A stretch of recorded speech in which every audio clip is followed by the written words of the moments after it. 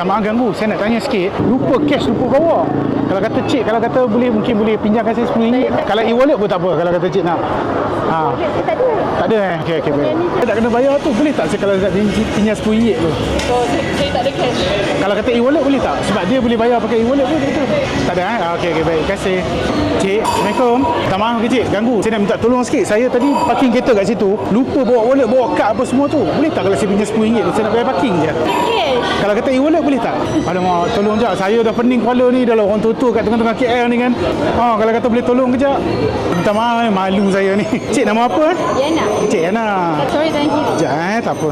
5 ni ada lebih RM1 ni. Okey, Cik Yana, nama saya Cikgu Syahri. Saya content creator daripada TikTok. Tu videographer saya. Hari ni saya nak bagi you hadiah istimewa sebab you tolong saya tanpa fikir langsung benda keburukan tentang saya. Boleh tak? Jom, kita pergi kat kereta saya. Ada hadiah. Cik Yana daripada mana? Balik daripada kerja. Balik kerja. Careful licin. Hari ni adalah hari yang untung bagi awak. Alhamdulillah. Sangat-sangat untung. Dia lagi kita tak expect lagi kita akan dapat benda tu. Salah satu ni saya nak bagi kat Yana. Kalau Yana dapat jawab 3 soalan dengan betul. Boleh? InsyaAllah. Boleh Okey, soalan pertama. Bila live saya? Sorry? Bila saya buat live? Hari ni? Okey, live saya hari Jumaat dan Sabtu. Jumaat 30 dan 31 ni. Masa 31. Okey, apa? Salah satu, no problem. Nombor 2. Masa live tu apa saya akan bagi? Akan bagi mungkin gift atau hadiah sangku. Okey, kalau gift atau hadiah, gift apa kau akan tahu? Macam saya tengok kat sini macam ada aksesori. Okey, so mungkin cincin-cincin atau barang kemas kan? Betul. Betul. Jawapan ni betul. Alright. Nombor 3. Sambung selepas ayat saya ni. Okey. Tanggal 31. Bulan 8, 57. 57. Salah pula. Nasib baik betul. Kalau tidak kena check IC balik. Betul.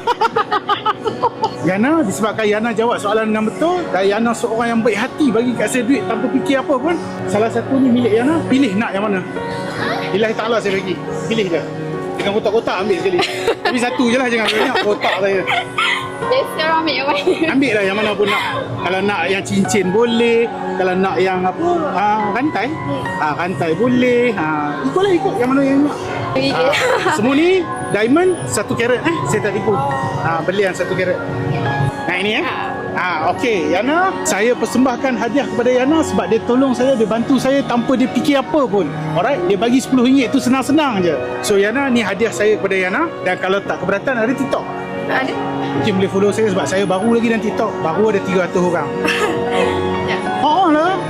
Itu betul. Okey, dah follow. Alright, dah follow. So saya akan buat live Jumaat dengan Sabtu ni. Sabtu. Jumaat Sabtu ni jangan lupa saya buat live, dapat notification, masuk je dalam live tu. Okey. Cakap saya Yana yang depan Fahrenheit yang menang hadiah tu. Okay. Yang bantu cikgu tu, cikgu bagi pula cincin belian. Okay. InsyaAllah kalau saya baca komen Yana, pasal Yana dalam tu, saya hantar satu lagi.